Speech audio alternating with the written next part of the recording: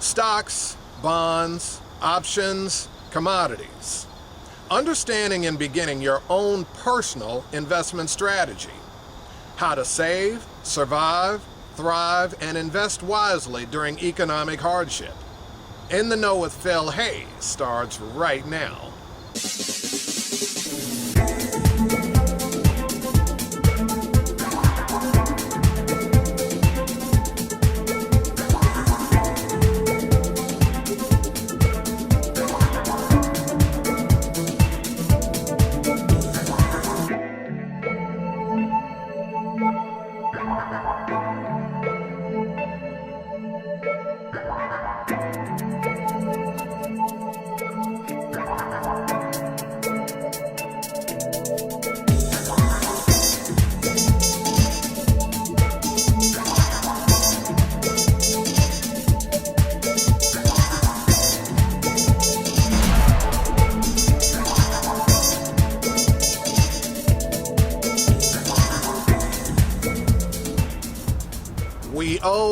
We owe, it's off to work we go. At this filming, which is October 2013, the nation is under federal government shutdown mode. Given that the economy is in free fall, it might be difficult to consign oneself to the notion of saving and investing. Quite the contrary, it's actually one of the better times to do so. Asset management should be about as commonplace as air and water, but given people's lack of understanding that investing is a long-term prospect, and their fear that certain irresponsible financial shysters have taken their money and made off with it, people are a bit reticent to invest in the market. If you're looking to secure your financial future through long-term investing, this show's for you.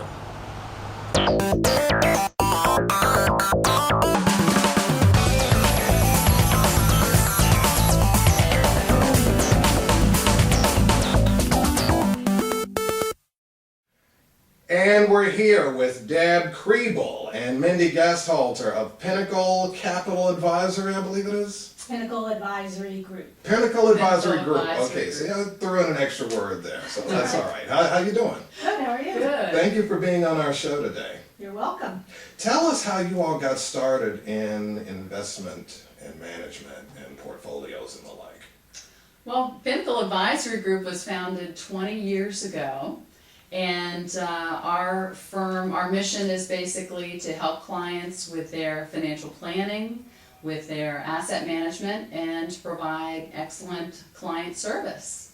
So I started 17 years ago with Pinnacle. And I've been here for almost 10 years. Wow, 27 years between you. Well, that's 10 years here. I've been in this business since 1985, so I've been doing it for 28 years if my math is right, so long time. And 25 years for me. So. All right, yes. All right. So, and part of the philosophy with Pinnacle Advisory Group was starting with certified financial planners. Correct. So all of the advisors here are CFPs. And one of our goals is really to get to know clients from the ground up, if you will. So we start working with clients right away to understand their goals, find out what their goals are, and doing that financial planning work and having discovery meetings with them and talking with them really helps us build a strong foundation in which to build on. So that's really kind of the foundation is the planning work that we do with clients. We had a viewer send an email to me with regards to a question that they wanted to try to have answered. The question was, how do you consult clients regarding which investments they should pursue, meaning finances, long-term security versus investment goals, investment potential, and the like? How would you go about consulting or setting up a consult for a potential client? Well, here we do things a little bit differently because what drives the investment decisions for any client is really based on what Deb was talking about earlier, and that is their financial goals and objectives. So depending on their personal situation in terms of how much they've already saved, how much they anticipate saving, what they expect to be spending in retirement, what their risk tolerance is. Those questions we would use to ask the client in order to help us determine what the portfolio would look like.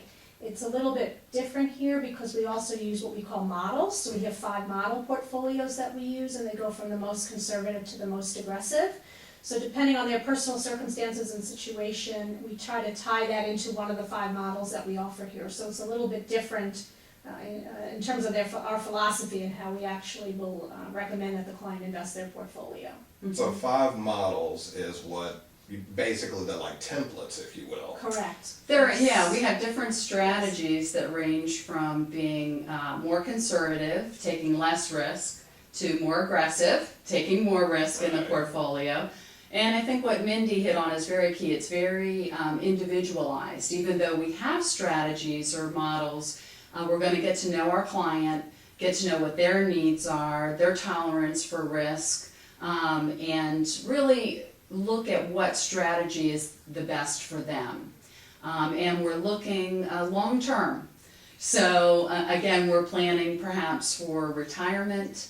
And so we may be looking for the next 10, 20, 30 years. And we want to make sure that we have a strategy that is appropriate for them right now. Right. Well, given that there are 5 different sets of, you said there are 5 basically packages by which you would steer different clients. A lot of people want, they hear, oh, this is great, it sounds wonderful, let's get down to brass tacks. What is the minimum investment, what are your minimum investment criteria as far as how much people should start with? Well, I would say it's probably $500,000 at a minimum, and that enables the client to actually get the personalized service that Deb was referring to. So they could work with someone like Deb, they could work with someone like myself, they'll get the comprehensive financial planning services along with the money management. We have a secondary service for clients who have less than $500,000, but it does not enable them, unless they're going to pay extra for it, to really get all that comprehensive financial planning work. They can still get our investment strategies, but the comprehensive financial planning work is actually extra. And that starts at $250,000 for a Pinnacle investment management. Okay. So we try to have a solution for all clients. And if someone doesn't have $250,000 to get started, we do offer hourly consultations, so Right. hourly financial planning services. Because a lot of folks are just getting started and they want to have a plan, they want to start saving for their kids, for college educations, they need to start saving for retirement. So we will meet with them and consult with them. Do you feel that the general public is adequately informed about financial planning and the work that you do to try to help people prepare financially for their future, post-retirement, whatnot? I would say probably not. I think everybody thinks that they always have time to plan and that they'll do it later, and so when someone's 25 or 26 or even 32, they don't think retirement is them. So oftentimes they don't get started early enough. So I think that the schools in particular could do a much better job in terms of financial education way earlier than they do today to give people the tools they need to make good decisions for the future. Well, and I think a lot of people tend to want to try to go it on their own, or I can do it on my own. And I think it's nice to have a partner, a professional partner, just like you might work with your CPA, or you have a dentist, you have a doctor, you have a lot of professionals, that you work with. And so having a certified financial planner to work with, I think, is a big plus. How would you, if it were up to you, how would you advise people, and I'm not talking from a financial standpoint here, I'm just saying as far as people being uneducated or perhaps miseducated about the financial services industry, how would you go about trying to clear up some of those misconceptions or whatever that they have? Well, I was going to say definitely read as much as you can. in terms of whether it's something online, whether it's the Wall Street Journal or Barron's or Business Week, or, a lot of people have their favorite sources of information, or watching Bloomberg. Do it all with a grain of salt. And I think, you always have to remember you have to be invested in your own plan, and you really have to take the time, as Mindy said earlier, to educate yourself. Find a source where you can ask questions. So find someone, whether it's a colleague, a friend, maybe someone that that you feel comfortable asking questions, and start probing and learn more. So again, back to, you want to educate yourself. You want to take charge of your own future. Now, you mentioned Bloomberg, and you mentioned some other, I believe, I forget who it was, but I used to read Kiplinger's. That's a great publication. Yes, a long time ago. What other publications and websites, we mentioned Bloomberg, Kiplinger's, what other that just kind of come to mind would you recommend to people? I mean, a lot of people will look at Yahoo Finance, for example. They might look at MSN Money. I think Google has a financial website too. I would also, as Deb said, I would ask people what publications or websites they use in order to get information, and see what other people recommend that they might find that's helpful. I mean, to be honest, I think because Deb and I do this every single day, we're not really looking for those websites, so my knowledge of them is probably not as good as it should be. But I would ask other people for their recommendations and advice too. And even just broader classifications of documents, like the Economist, for example. There you're really getting a world view, and we don't want to become so insular that we think, it's all about us, all about the U.S., because in the portfolios that we manage, they're very global, and we want to be global in our what we're reading and what we're taking in. So again, kind of finding those sources of information that you just naturally lean toward. Well, a lot of people, when I told them that I was putting this show together, they emailed me, and there was an underlying common thread that they had.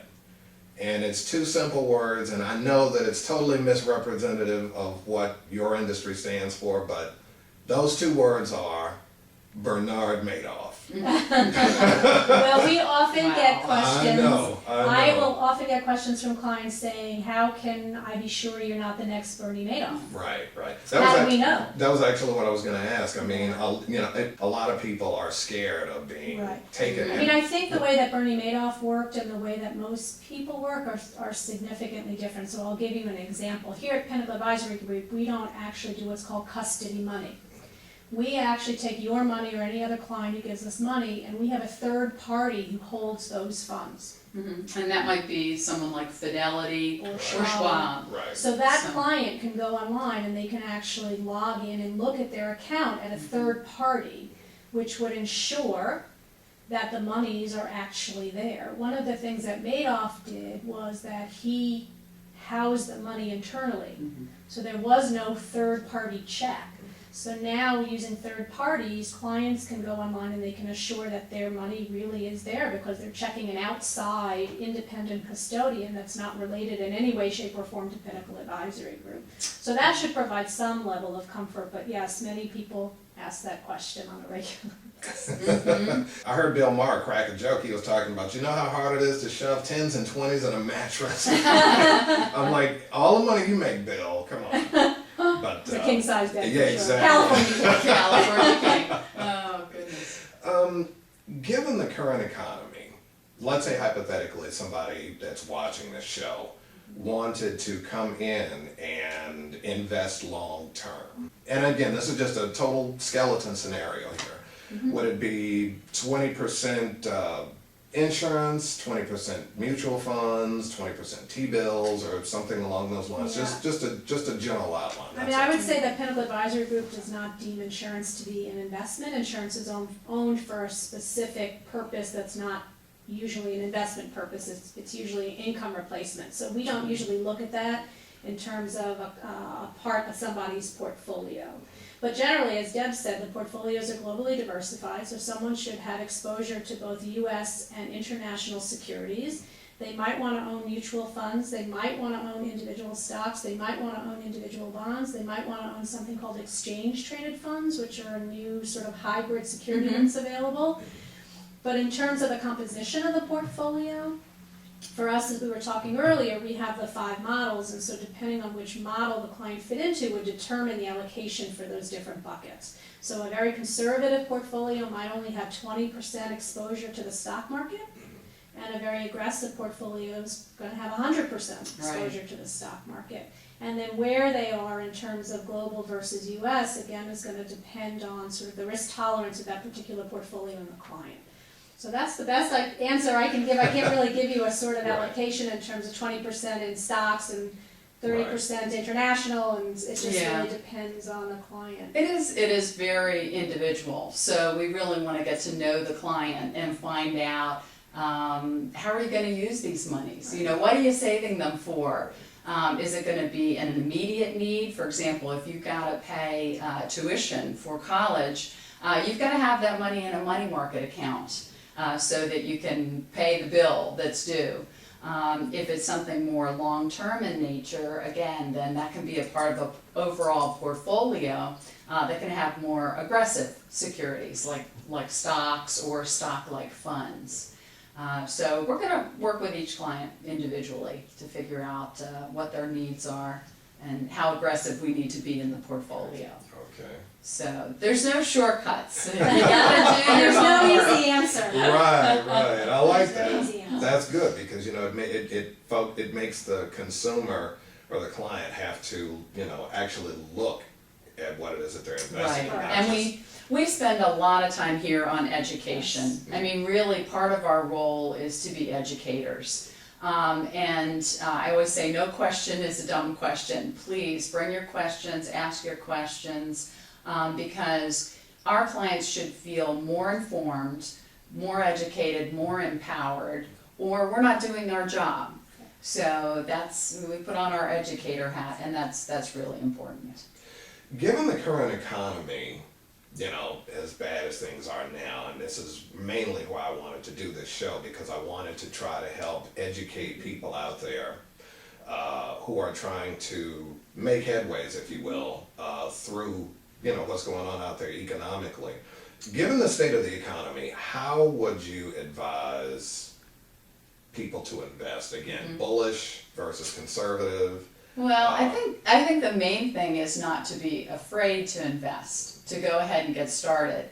And we always say start early, start often. There's no magic bullets. There's no get-rich-quick schemes out there. It's a lot of work. You have to save. But also know that when times are bad, a lot of times when stocks are down, for example, right now they happen to be up, we happen to be almost 5 years into a stock bull market, but typically when valuations are low, then at some point they're going to be high again, right? When they're high, they may get low again. There are cycles that we go through, that we experience. And part of what our investment team does, which is a little unique, is they make active changes in the portfolio. So they call it active portfolio management. By being able to make active changes when you want to take more risk, for example, if valuations are low and you want to buy, things are on sale, you want to buy, the investment team can then. When something gets overvalued and it's overpriced, then they can sell those positions in the portfolio. So by making some of those tactical changes, we can help our clients change their portfolios slightly as the time warrants. But I always tell people there's never a bad time. Go ahead and get started. Go ahead and put those monies in your account, and we'll help you determine whether it should be more conservatively invested or more aggressively invested. I think the other thing is sticking to it and having dedication. Making the mistake of trying to time the market or thinking that if the economy is bad or the market is down that I need to go to cash, because individual investors never get it right. So you really have to be dedicated and stick with the program and stick with your plan And in the long run, it's probably gonna be to your benefit to do so, as hard as it may be, but that's really the big, I think the hardest thing, for most clients is to stick with it when the time is tough, but if you stick with it, I think at the end of the day, you'll be glad that you did. And that's when we put our counselor hats on. And we definitely, a lot of times, it's just counseling people And that a lot of hand holding too. it's gonna be okay, you know, and we're gonna see you through this, together. And our monies are invested right alongside our clients' monies. So they know that, as one of my clients said, you're eating the same dog food, you know, sipping the same Kool-Aid, and the answer is yes, you know, we are. I'd like to hear from each of you a scenario where, and again, you know, obviously no names, obviously, where someone came in and they had just the minimum or whatever to invest, and they educated themselves and, you know, again, counseled with you, and then their portfolio just began to grow and grow and grow. It's more like a success story. Have you all had? I'm sure you've had something like that. Yeah, yeah. Well, a lot of the success stories is people gaining that confidence that they have a plan, that they can do it, that they can make it work. And sometimes when people come in, things are scattered. I've had clients walk in with big, huge boxes and just dump everything on the table and say, help, literally help me sort it out. I don't know what I'm doing, where I'm going, how to get there. So, you know, since we work together on the planning side of the equation, we're gonna map out a game plan, you know, have a roadmap for them to follow. And usually they have the ability all along to do it. They just needed a coach, you know, with them saying, you can do it, keep on investing, keep on doing this, and we help them track their progress. And we also give them attaboys and pats on the back, you know, when they're doing a good job, you know, to be able to say, this is terrific, you're doing a great job, keep doing it, don't stop. So I think my biggest success story, though, is not necessarily about the money, but my biggest success story is when I can get a client from A to B. And usually A is now and B is retirement. And when I can actually see a client 5, 10, 8 years, whatever the number is, actually make it to whatever it is they set out to do, it's very heartwarming. It's very heartwarming. So that to me is my success story. My success story, sorry, getting off track. My success story is when I can actually see a client do what they're supposed to do or get to where they wanted to be. So that to me is the biggest success. Have you had any reach their goals sooner than they planned? Sometimes. actually, yeah, a lot of time that comes through their success with their businesses. Owning a business, selling a business, it being valued much higher than they originally expected, and then being able to invest those funds. So they've successfully built it, now they're gonna invest it. Also probably some clients that had real estate investments also, and then they were able to free up some of those dollars, but it all came through hard work, one way or another. That's true.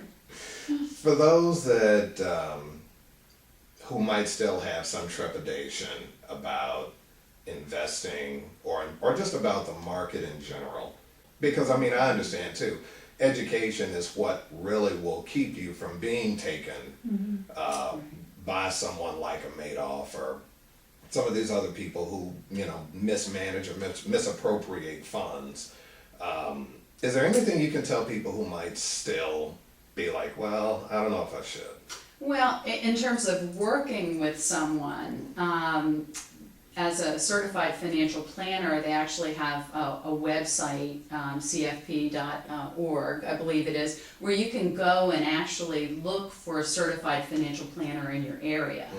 So, you know, that's really helpful if you're searching for a person.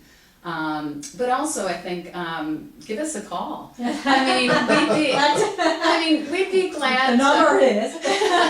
No, I mean, just in terms of, you know, if someone's still really worried that they're all in cash. We have a lot of clients come to us and everything's in cash, and they say, I'm scared, I'm petrified.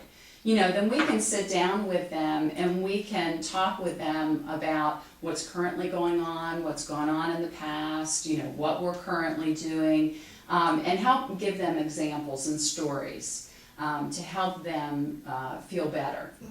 The other thing I would say too is that ask colleagues, ask friends who they're working with. Oftentimes I would say most of our clients come here through referrals. Yeah.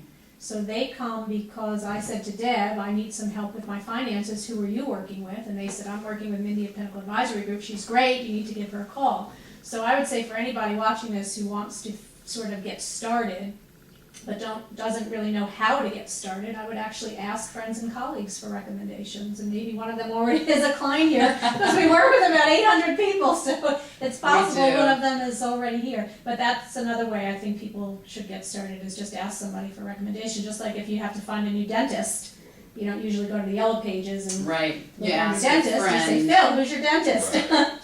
So That's true. That's how I would Well, recommend. and I think when people find out that they're not alone in that feeling, that is a feeling that a lot of our clients have come to us feeling that way, then all of a sudden it's okay. You don't feel like you're isolated or out there by yourself, and you have someone to talk to and to work with, and that's important. Deb Kriebel, Mindy Bill? Gasthalter, Thank you. Pinnacle Advisory Group, that is Columbia, Maryland. Thank you for your time. Thank you for giving us this time here so we could get a little bit about the financial industry. And I think that you've helped a lot of people. I can't wait to edit this and get it out. Good. Great, thank you. Thank you. We'll be right back with more in the know in just a moment.